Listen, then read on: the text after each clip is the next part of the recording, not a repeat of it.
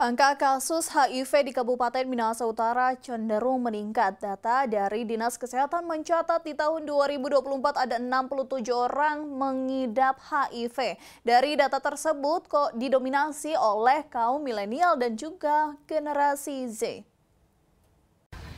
Penderita HIV di Kabupaten Minahasa Utara terus mengalami peningkatan. Kebanyakan penderitanya masih di usia produktif.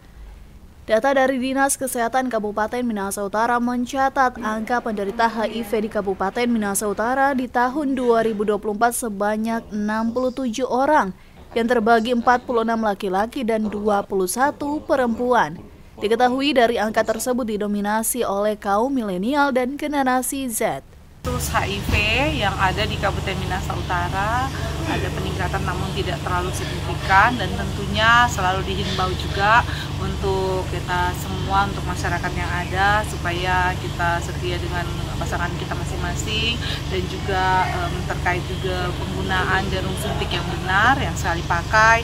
Kemudian juga mungkin ada banyak hal-hal yang sudah disampaikan di dalam kegiatan-kegiatan penyuluhan juga dari petugas kesehatan terkait juga pencegahan supaya kita tidak terkena penyakit HIV yang ada.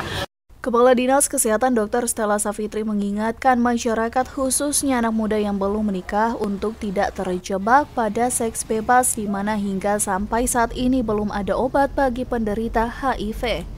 Brian Nubo melaporkan untuk Kawan Wa TV.